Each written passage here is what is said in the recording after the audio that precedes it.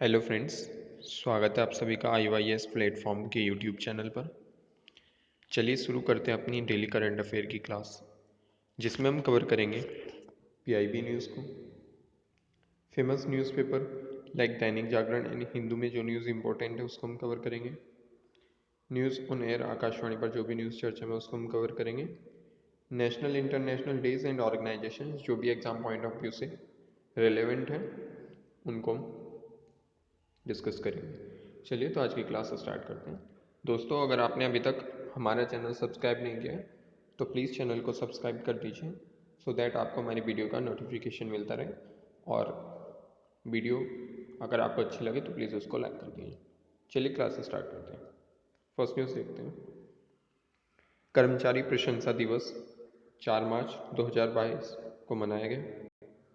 कर्मचारियों के अच्छे काम को मान्यता देने के लिए हर साल मार्च के पहले शुक्रवार को कर्मचारी प्रशंसा दिवस के रूप में मनाया जाता है।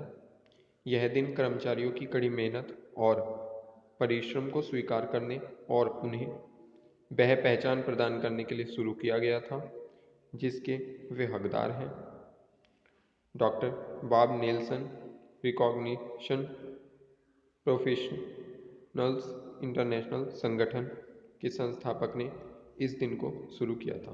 ठीक है, बॉब नेल्सन जो है, इनके रिकॉग्निशन प्रोफेशनल्स इंटरनेशनल संगठन एक उसने ये शुरू किया था और 4 मतलब शुक्रवार को मनाया जाता है हर साल मार्च के पहले शुक्रवार को। तो इस बार 4 को पड़ा है, ये मनाया गया है। चलिए नेक्स्ट न्यूज़ देखते हैं। रामकृष्ण परमहंस जो हैं उनकी जयंती 4 मार्च 2022 को मनाई गई। रामकृष्ण परमहंस की जयंती को रामकृष्ण जयंती के रूप में मनाया जाता है। वह 19वीं शताब्दी में एक हिंदू संत और रहस्यवादी कवि थे जिन्होंने स्वामी विवेकानंद का मार्गदर्शन किया था। उनका जन्म 18 फरवरी 1836 को हुआ था और उनकी जयंती फाल्गुन शुक्ल पक्ष की द्वितीय तिथि को मनाई जाती है। ठीक है, तो हिंदू कैलेंडर के अनुसार उनकी जयंती मनाई जाती है, इसलिए 4 मार्च को बनाई गई है। उन्होंने अपने वेदांतिक गुरु तोतापुरी से परमहंस की उपाधि प्राप्त की थी। ठीक है, पहले इनका नाम परमहंस नहीं था और इनके जो गुरु थे वेदांतिक गुरु तोतापुरी जी, इन्होंने इनको परमहंस की उपाधि दी थी। चलिए नेक्स्ट न्यूज़ देखते हैं। राष्ट्रीय सुरक्षा दिवस 4 मार्च। इस दिन का मुख्य उद्देश्य देश में सुरक्षा, स्वास्थ्य और पर्यावरण आंदोलन को बढ़ावा देना है।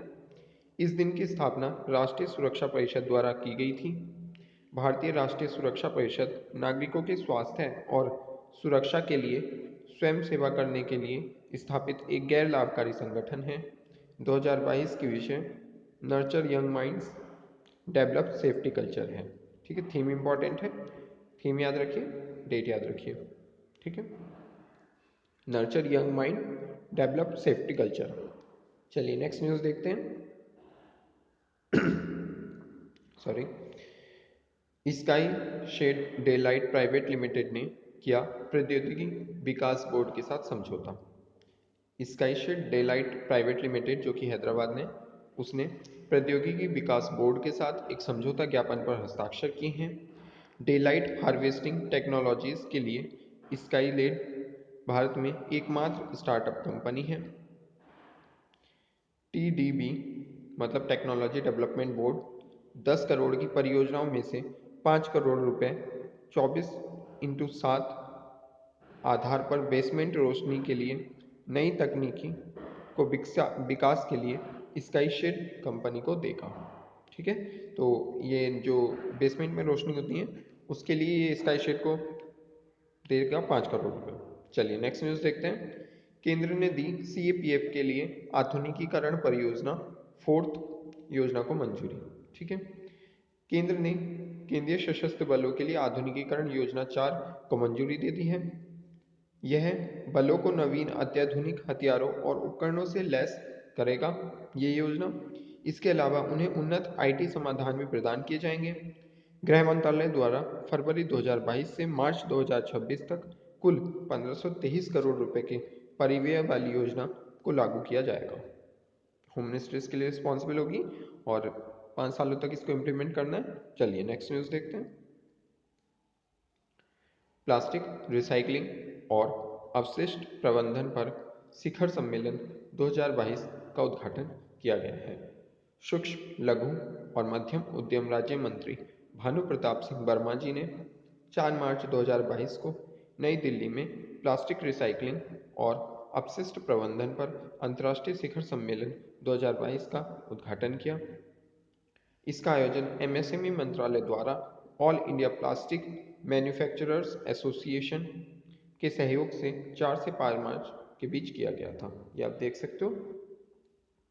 ठीक है, तो इम्पॉर्टेंट है क्योंकि प्लास्टिक कंसिस्टेंटली बना रहता है एनवायरनमेंट के अंदर और जल्दी से डिग्रेड नहीं होता है और बहुत बड़ी प्रॉब्लम क्रिएट कर रहा है बिकॉज बहुत लार्ज क्वांटिटी में हम प्लास्टिक जनरेट कर रहे हैं, उसको थ्रो कर रहे हैं, इसलिए उसके ऊपर कुछ पॉलिसी बननी चाहिए जैसे कि उसको रोल आउट करने के लिए सभी देशों ने सहमति व्यक्त की है और मे भी शायद ट्रिटी हो सकती है, तो इसलिए ये इम्पोर्टेंट है। चलिए नेक्स्ट न्यूज़ देखते हैं। असम सरकार ने पूरे राज्य को किया एहसान क्षेत्र घोषित। असम सरकार ने 28 फरवरी 2022 से पूरे राज्य को 6 महीने तक अशांत क्षेत्र घोषित किया है। घोषणा सशस्त्र बल विशेष शक्तियां अधिनियम 1958 यानी कि अफस्पा जो है हमारा कानून जो कि पूर्वोत्तर क्षेत्र में लगता है, उसमें उसकी धारा 3 के तहत प्रदत्त शक्तियों के अनुसार की गई है। अफस्पा नवंबर 1990 में असम में लागू किया गया था और तब से सरकार द्वारा समीक्षा के बाद इसे हर 6 महीने में बढ़ा दिया जाता है। ठीक है, तो ये भी इम्पोर्टेंट न्यूज़ है।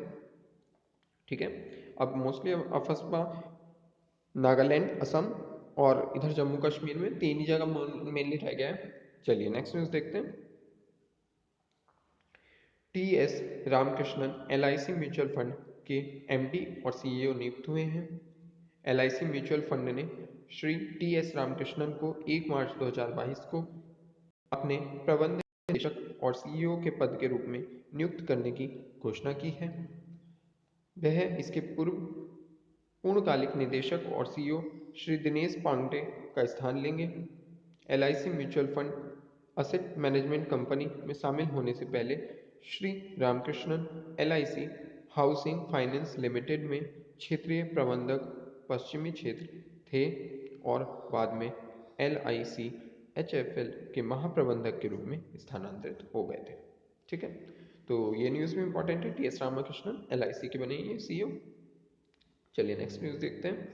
खतरनाक मौसम पर नजर रखने के लिए नासा ने लॉन्च किया नवीनतम पीढ़ी का एक उपग्रह। ये न्यूज़ भी इंपॉर्टेंट है। नासा ने मार्च 2022 में राष्ट्रीय समुद्री एवं वायुमंडलीय प्रशासन के लिए अगली पीढ़ी के मौसम उपग्रह की एक श्रृंखला में सफलतापूर्वक तीसरा प्रक्षेपण किया है।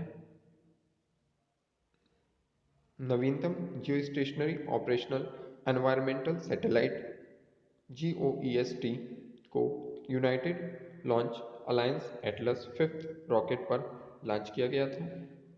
एक बार जब GOEST पृथ्वी से 22,300 मील ऊपर एक भूस्थिर कक्षा में स्थित हो जाता है तो इसका नाम बदलकर GOES 18 कर दिया जाएगा। तो आप सिर्फ ये याद रखिए कि नासा ने खतरनाक मौसम पर नजर रखने के लिए एक उपग्रह को लॉन्च किया है। चलिए नेक्स्ट न्यूज़ देखते हैं। अरुणाचल प्रदेश को होलोंगी में मिलेगा ग्रीनफील्ड हवाई अड्डा। ये न्यूज़ काफ़ी इंपॉर्टेंट है। ठीक है, मैंने आपको पहले ही बताया था कि नॉर्थ ईस्ट से कनेक्टिविटी हमारी बहुत स्ट्रॉन्ग होनी चाहिए। जितनी वीक है उतनी वीक सही नहीं है, इसलिए स्ट्रॉन्ग होनी चाहिए और वही सरकार के द्वारा किया जा रहा है। अरुणाचल प्रदेश को ईटानगर से 15 किलोमीटर दूर होलोंगी में ग्रीनफील्ड एयरपोर्ट मिलेगा। 645 करोड़ रुपए की अनुमानित लागत के साथ इस परियोजना में विकास कार्य अर्थात हवाई अड्डे के फुटपाथ का निर्माण, हवाई किनारे का काम, टर्मिनल भवन और शहर के किनारे के काम शामिल हैं। टर्मिनल एक ऊर्जा कुशल भवन होगा जिसमें वर्षा जल संचयन प्रणाली और सतत परिदृश्य का प्रावधान भी होगा। न्यूज़ काफ़ी इंपॉर्टेंट थी। चलिए नेक्स्ट न्यूज़ देखते हैं। पर्यटन मंत्रालय ने शुरू किया स्वदेश दर्शन पुरस्कार। ये मैंने आपको कल भी बताया था कि पर्यटन मंत्रालय ने विभिन्न श्रेणियों में स्वदेश दर्शन पुरस्कारों का गठन किया है। पुरस्कार नियोजित उद्देश्यों की उपलब्धि, अभिनव दृष्टिकोण, आदि उत्तम कार्य प्रणालियों पर प्रकाश डालेंगे। पर्यटन मंत्रालय ने स्वदेश दर्शन की अपनी प्रमुख योजना के तहत भारत के 31 राज्यों केंद्र शासित प्रदेशों में 5500 करोड़ रुपए से अधिक की 76 परियोजनाओं को मंजूरी दी है। ठीक है, तो स्वदेश दर्शन प्रोग्राम शुरू किया गया है पर्यटन मंत्रालय द्वारा। विभिन्न श्रेणियों में पुरस्कारों का इंतजाम किया गया है। चलिए नेक्स्ट न्यूज देखते हैं। इंडिया इंडस्ट्री वाटर कॉन्क्लेव में एनएमसीजी को मिला स्पेशल जूरी अवार्ड। ये भी मैंने आपको बताया था कि स्वच्छ गंगा के लिए राष्ट्रीय mission NMCG national mission for clean Ganga को 7वें इंडिया इंडस्ट्री वाटर कॉन्क्लेव और फिक्की जल पुरस्कारों के 9वें संस्करण में स्पेशल जूरी अवार्ड से सम्मानित किया गया है, जो आभासी रूप से 2 से 3 मार्च 2022 को आयोजित किया गया था। ठीक है, national mission for clean Ganga को सोसाइटी पंजीकरण अधिनियम 1860 के तहत 12 अगस्त 2011 को एक सोसाइटी के रूप में पंजीकृत किया गया था। इसने राष्ट्रीय गंगा नदी बेसिन प्राधिकरण के क्रियान्वयन शाखा के रूप में कार्य किया है। National mission for clean Ganga काफ़ी इंपॉर्टेंट है। चलिए नेक्स्ट न्यूज़ देखते हैं। इंडियन ऑयल ने सह ब्रांडेड क्रेडिट कार्ड के लॉन्च के लिए कोटक महिंद्रा बैंक के साथ साझेदारी की है। कोटक महिंद्रा बैंक और इंडियन ऑयल कॉरपोरेशन लिमिटेड ने इंडियन ऑयल कोटक सह ब्रांडेड ईंधन क्रेडिट कार्ड लॉन्च करने के लिए एक रणनीतिक साझेदारी की घोषणा की है। यह साझेदारी ग्राहकों को एक बेहतर रिवॉर्ड प्रोग्राम के रूप में और अधिक महत्व प्रदान करेगी, जिससे ग्राहकों को ईंधन खर्च और स्पेशल नॉन फ्यूल और बार बार खर्च करने वाली श्रेणियों जैसे भोजन और किराना के सामान पर रिवॉर्ड मिलेंगे। ठीक है, ताकि रिवॉर्ड मिलेंगे तो क्योंकि कस्टमर्स प्रोत्साहित होते हैं, तो इसलिए ये साझेदारी की गई है।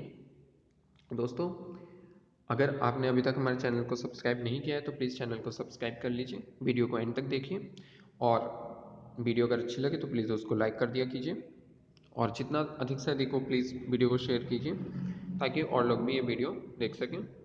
चलिए न्यूज़ स्टार्ट करते हैं। इंटेलेक्ट डिज़ाइन को मिला भारतीय रिजर्व बैंक से करोड़ों का सौदा। भारतीय रिजर्व बैंक ने यानी कि आरबीआई ने cloud native intellect quantum core banking समाधान के उन्नत संस्करण को लागू करने के लिए fintech firm intellect design arena limited को चुना है। आरबीआई के संपूर्ण केंद्रीय बैंकिंग संचालन को वर्तमान में इंटेलेक्ट के क्वांटम सेंट्रल बैंकिंग सॉल्यूशन द्वारा समर्थित किया जा रहा है। इसे आरबीआई में ई कुबेर नाम से जाना जाता है। चलिए नेक्स्ट न्यूज़ देखते हैं। हिमाचल प्रदेश के मुख्यमंत्री जी ने पेश किया 22-23 का बजट। ठीक है, उन्होंने विधानसभा सदस्य स्थानीय क्षेत्र विकास यानी कि जैसे एमपी लेड होता है ना सेंटर में, ऐसे एमएलए लेड कोष को मौजूदा 1.8 करोड़ रुपए से बढ़ाकर 2 करोड़ करने की घोषणा की है।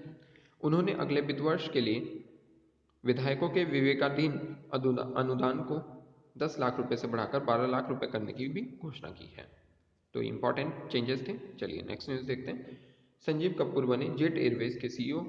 जेट एयरवेज लिमिटेड के नए प्रमोटर जलान कलरॉक कंसोर्टियम ने संजीव कपूर को एयरलाइन का मुख्य कार्यकारी अधिकारी यानी कि सीईओ नियुक्त किया है। वह एयर विस्तारा के पूर्व मुख्य रणनीति और वाणिज्यिक अधिकारी हैं। वर्तमान में वे Oberoi hotels and the resorts के अध्यक्ष के रूप में कार्यरत हैं और 4 अप्रैल 2022 से जेट एयरवेज में शामिल हो जाएंगे। ठीक है, नेक्स्ट न्यूज़ देखते हैं। 4 मार्च से न्यूजीलैंड में शुरू हुआ 12वां आईसीसी महिला क्रिकेट विश्व cup. Very very important news. ठीक है, आईसीसी महिला विश्व कप 2022 जो कि 4 मार्च 2022 को न्यूजीलैंड में शुरू हुआ है। यह राउंड रॉबिन प्रारूप में खेला जाएगा। इसमें 8 टीमें भारत, पाकिस्तान, ऑस्ट्रेलिया, बांग्लादेश, न्यूजीलैंड, दक्षिण अफ्रीका, इंग्लैंड और वेस्ट इंडीज शामिल हैं। यही मेनली क्रिकेट के लिए फेमस हैं कंट्रीज। आईसीसी महिला विश्व कप 2022 का फाइनल 3 अप्रैल को क्राइस्ट चर्च के हेगले ओवल में खेला जाएगा। यह कार्यक्रम पहले 2021 में आयोजित होने वाला था। तो आप लोकेशन याद रखिए। कंट्रीज तो आपको पता ही है कि कौन कौन से शामिल हो रही हैं, इजीली हो जाएगा, लेकिन आप लोकेशन याद रखिए और संस्करण याद रखिए, 12वां संस्करण है। न्यूजीलैंड में आयोजित हो रहा है। चलिए नेक्स्ट न्यूज़ देखते हैं। 2022 के शीतकालीन पैरालंपिक खेलों में रूस बेलारूस के एथलीट पर रोक लगा दी गई है। अंतर्राष्ट्रीय पैरालंपिक समिति यानी कि आईपीसी ने, इंटरनेशनल पैरालंपिक कमेटी ने 2022 बीजिंग शीतकालीन पैरालंपिक में रूस और बेलारूस के एथलीटों के भाग लेने पर प्रतिबंधित लगा दिया है। यह खेल 4 से 13 मार्च 2022 के बीच आयोजित किए जा रहे हैं। बीजिंग पैरालंपिक खेलों के ग्रीष्म और शीतकालीन दोनों संस्करणों की मेजबानी करने वाला पहला शहर बन गया है।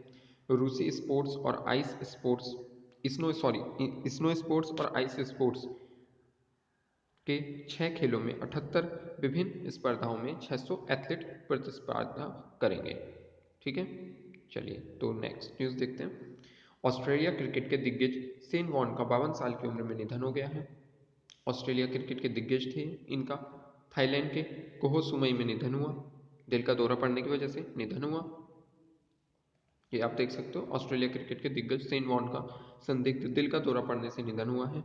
उनका शानदार अंतर्राष्ट्रीय करियर 16 वर्षों में फैला और उन्होंने 708 टेस्ट विकेट लिए, जो एक ऑस्ट्रेलियाई के लिए सबसे अधिक और केवल मुथैया मुरलीधरन के बाद दूसरे सबसे अधिक विकेट थे। वह 1999 में ऑस्ट्रेलिया की वर्ल्ड कप और 1993 और 2003 की बीच 5 एसेस जीतने वाले टीमों में के सदस्य थे। काफ़ी इंपॉर्टेंट है। चलिए नेक्स्ट न्यूज़ देखते हैं। Inter governmental panel on climate change ने अपनी रिपोर्ट जारी करी है। क्या कहती है report? International panel on climate change working group second की रिपोर्ट जलवायु परिवर्तन 2022 प्रभाव, अनुकूलन और भेद्यता शीर्षक से जारी की गई है। यह दावा करता है कि बाढ़ और सूखे के बढ़ते खतरे भारत और पाकिस्तान की जलवायु परिवर्तन के लिए सबसे अधिक संवेदनशील बना देंगे। ठीक है, भारत और पाकिस्तान याद रखिए, इंपॉर्टेंट है। उड़ीसा, असम, मेघालय, त्रिपुरा, पश्चिम बंगाल, बिहार, झारखंड सबसे अधिक प्रभावित होने वाले राज्य हैं। चलिए नेक्स्ट न्यूज़ देखते हैं। राष्ट्रपति भवन संग्रहालय और चेंज ऑफ गार्ड समारोह अगले सप्ताह से जनता के लिए फिर से खोल दिया जाएगा। तो जो घूमने के शौकीन हैं और जिनका घूमने के शौकीन ही नहीं, जिनकी कुछ इच्छाएं हैं देखने की, तो उन्हें ऑब्वियसली यहाँ पर जाना चाहिए, क्योंकि राष्ट्रपति भवन अपने आप में एक प्रत्यक्ष सुखद की अनुभूति होती है, गर्व की बात होती है हमारे लिए, भारतीयों के लिए। ठीक है, क्योंकि यहाँ तो फॉरेनर आकर कर घूमते हैं। मुगल गार्डन भी खुला है, तो वहाँ पे भी आप प्लानिंग कर सकते हैं जाने की। दोनों ही काफ़ी इंपॉर्टेंट जगह है। ठीक है, चलिए इसमें और कुछ ज़्यादा बताने का नहीं है, बस इसमें कुछ प्री स्लॉट बुकिंग होगी, तो उसका आप ध्यान रखना है। ठीक है, तो यही था मेरा पर्पस इसको बताने का। चलिए नेक्स्ट न्यूज़ देखते हैं। केंद्रीय मंत्री सर्बानंद सोनोवाल ने नागालैंड में आयुष स्वास्थ्य सेवा क्षेत्र के लिए 100 करोड़ रुपए से अधिक राशि के निवेश की घोषणा की है। कोहिमा में एक एकीकृत आयुष अस्पताल का उद्घाटन किया गया है। किहीपरे मोकुंगचुंग नागालैंड विश्वविद्यालय, दीमापुर और बोखा में 4 एकीकृत आयुष अस्पताल भी विकसित किए जाएंगे और लोंगलेंग में 70 करोड़ रुपए की राशि से एक आयुर्वेदिक कॉलेज भी विकसित किया जाएगा। ठीक है, ऐसा सर्बानंद सोनोवाल ने बताया, जो कि आयुष मंत्री हैं। चलिए नेक्स्ट न्यूज़ देखते हैं। डॉक्टर मनसुख मंडाविया ने नई दिल्ली स्थित पुराना किला में स्वास्थ्य विरासत पद यात्रा में हिस्सा लिया। ये आप देख सकते हो, ये पुराना किला पीछे आप दिख रहा है। जन औषधि दिवस के सप्ताह भर चलने वाले समारोह के चौथे दिन जन औषधि जन जागरण अभियान स्वास्थ्य विरासत पद यात्रा का आयोजन किया गया। ठीक है, इन्होंने पुराने किले से, जो कि दिल्ली में स्थित है, परिसर से इस कार्यक्रम के स्टार्ट किया पदयात्रा को, तो इम्पोर्टेंट है स्वास्थ्य के लिए। चलिए नेक्स्ट न्यूज़ देखते हैं। संस्कृति मंत्रालय सुलभ इंटरनेशनल के सहयोग से कल स्वच्छ ग्रह, स्वच्छता तथा स्वाधीनता का समारोह का आयोजन होगा। स्वच्छता, स्वाधीनता और सुलभ पर फोकस के साथ जन जागरूकता को प्रोत्साहित करने के लिए आज़ादी का अमृत महोत्सव के हिस्से के रूप में कार्यक्रम का आयोजन किया जा रहा है। आपको पता होगा कि सुलभ इंटरनेशनल एक बहुत इंपॉर्टेंट एनजीओ है। ठीक है, लेटरिन के कंसिस्टेंसी को बनाए रखने के लिए इंडिया में। ठीक है, संस्कृति मंत्रालय, जल शक्ति मंत्रालय तथा आवासन एवं शहरी मामले मंत्रालय सुलभ इंटरनेशनल के सहयोग से नई दिल्ली में स्वच्छता, स्वाधीनता और सुलभ के मूल विचार के साथ जन जागरूकता को प्रोत्साहित करने के लिए आज़ादी का अमृत महोत्सव के तत्वाधीन में स्वच्छ ग्रह कार्यक्रम का आयोजन कर रहे हैं। तो याद रखिए आप कौन कौन से मिनिस्ट्री इन्वॉल्व है इसमें, संस्कृति मंत्रालय, जल शक्ति मंत्रालय और आवास एवं शहरी मामलों के मंत्रालय। तीन मिनिस्ट्री इन्वॉल्व हैं, इंपॉर्टेंट है। स्वच्छता बहुत ही हमारी दिनचर्या का एक मूल हिस्सा है, इसे हमें जरूर अपनाना चाहिए। चलिए नेक्स्ट न्यूज़ देखते हैं। डीआरडीओ की विकसित MMIC का उपयोग EOS 04 में किया गया है। रक्षा अनुसंधान और विकास संगठन के विकसित मोनोलिथिक माइक्रोवेव इंटीग्रेटेड सर्किट का उपयोग EOS 04 के रडार इमेजिंग उपग्रह मॉड्यूल में किया गया है। ठीक है, तो इसमें आपको यही पता होना चाहिए। नेक्स्ट न्यूज़ देखते हैं। डिफेंस एक्सपो 2022 एक स्थगित हो चुका है। ठीक है, एक मोस्ट अवेटेड प्रोग्राम जो कि था उसको कुछ कारणों से पोस्टपोन कर दिया गया है। प्रतिभागियों द्वारा अनुभव की जा रही लॉजिस्टिक समस्याओं के कारण गुजरात के गांधीनगर में 10 से 14 मार्च तक आयोजित किया जाने वाला डिफेंस एक्सपो 2022 स्थगित कर दिया गया है। नई तारीखों के बारे में नियत समय पर सूचित किया जाएगा। ठीक है, तो कुछ प्रॉब्लम्स थी जिसकी वजह से स्थगित हो गया है। बार संस्करण था और गांधीनगर में आयोजित हो रहा था, बहुत इंपॉर्टेंट है। चलिए नेक्स्ट न्यूज़ देखते हैं। NEC डोनर मंत्रालय के तत्वाधान में राष्ट्रीय किशोर स्वास्थ्य कार्यक्रम के जरिए पूर्वोत्तर भारत की नारी शक्ति का सशक्तिकरण हो रहा है, ऐसा बताया गया है। मासिक धर्म के अनुभवों को लेकर महिलाओं को आज भी प्रमुख सामाजिक सांस्कृतिक प्रतिबंधों का सामना करना पड़ता है, तो इसके बारे में जागरूकता बढ़ाने के लिए ऐसा कार्यक्रम शुरू किया गया है। इसको लेकर महिलाओं के साथ साथ किशोरियों को भी प्रतिबंधों का सामना करना पड़ता है, जिससे स्वच्छ व स्वास्थ्यप्रद तरीकों के मार्ग में एक बड़ी बाधा उत्पन्न होती है। चलिए नेक्स्ट न्यूज़ देखते हैं। केंद्रीय मंत्री जी किशन रेड्डी जी ने अंतर्राष्ट्रीय महिला दिवस के अवसर पर पूर्वोत्तर की नारी शक्ति कार्यक्रम का शुभारंभ किया। Very important news. 8 मार्च के दिन अंतर्राष्ट्रीय महिला दिवस के रूप में मनाया जाता है। आज़ादी का अमृत महोत्सव के हिस्से के रूप में पूर्वोत्तर क्षेत्र विकास मंत्रालय अंतर्राष्ट्रीय महिला दिवस 2022 से पहले पूर्वोत्तर भारत में महिलाओं एवं लड़कियों के असाधारण प्रयासों को मान्यता देते हुए एक सप्ताह लंबे अभियान पूर्वोत्तर की नारी शक्ति के लिए एक विशेष मुहिम चला रहा है। तो इंपॉर्टेंट है पूर्वोत्तर की नारी शक्ति। चलिए नेक्स्ट न्यूज़ देखते हैं। इलेक्ट्रॉनिकी और सूचना प्रौद्योगिकी राज्य मंत्री श्री राजीव चंद्रशेखर ने NIC टेक कॉन्क्लेव 2022 का उद्घाटन किया। सम्मेलन में विशेषकर शासन में उपयुक्त उदीयमान प्रौद्योगिकियों पर ध्यान दिया जाएगा। ठीक है, तो ये एक कॉन्क्लेव था जिसको सूचना एवं प्रौद्योगिकी मंत्री श्री राज्य मंत्री जो है राजीव चंद्रशेखर जी, इन्होंने शुभारंभ किया। आप देख सकते हो राष्ट्रीय सूचना विज्ञान केंद्र ने टेक कॉन्क्लेव का आयोजन किया, जिसके केंद्र में विशेषकर शासन में उपयुक्त उदीयमान प्रौद्योगिकियों को रखा गया है और इसकी विषय वस्तु next gen technologies for digital government. Very important विषय वस्तु आप जरूर ध्यान रखिए। Theme next gen technologies for digital governance, digital सरकार के लिए अगली पीढ़ी की प्रौद्योगिकियां, ये विषय वस्तु है। चलिए नेक्स्ट न्यूज़ देखते हैं। संयुक्त राष्ट्र पर्यावरण कार्यक्रम को हमारे समय की प्रमुख पर्यावरणीय चुनौतियों का समाधान करने के लिए अंतर्राष्ट्रीय सहयोग को मजबूत करने और सामूहिक कार्रवाई को प्रोत्साहित करने के लिए काम करना चाहिए। UNEP के 50वें सत्र में भारत ने ऐसा कहा है। ठीक है, UNEP को क्रियान्वयन साधनों के प्रश्न पर अधिक ध्यान देना चाहिए, भूपेंद्र यादव ने ऐसा कहा है, जो कि हमारे पर्यावरण मंत्री हैं। ठीक है, तो UNEP का मुख्यालय कहाँ पर है? नैरोबी में। और वेरी इंपॉर्टेंट है, UNEP बहुत सारे स्टेप्स लेता है पर्यावरण के क्षेत्र में, यूनाइटेड नेशन एनवायरनमेंट प्रोग्राम। तो इसीलिए भूपेंद्र यादव जी ने कहा है कि UNEP को क्रियान्वयन साधनों के प्रश्न पर अधिक ध्यान दिया जाना चाहिए। ठीक है, क्योंकि बहुत सी पॉलिसी बनती है बट उनको क्रियान्वित ढंग से नहीं किया जाता। चलिए नेक्स्ट न्यूज़ देखते हैं। उत्तर प्रदेश में मतदान के कारण लखनऊ ऑल इंडिया रेडियो में लोकप्रिय हुआ है। रिपोर्ट जारी हुई थी नवीनतम न्यूज़ ऑन एयर रैंकिंग में 10 शीर्ष शहरों में से एक लखनऊ के लोकप्रिय all India radio live stream विविध भारती नेशनल वगैरह को इनमें प्रथम स्थान मिला। ठीक है, आप ये रैंकिंग देख सकते हैं। देश में शीर्ष शहरों की नवीनतम रैंकिंग में जहां न्यूज़ ऑन एयर ऐप पर all India radio live stream सबसे लोकप्रिय है, पटना जयपुर को हटाकर शीर्ष 10 शहरों में शामिल हो गया है। तो रैंकिंग आप ध्यान रखिए थोड़ी सी कि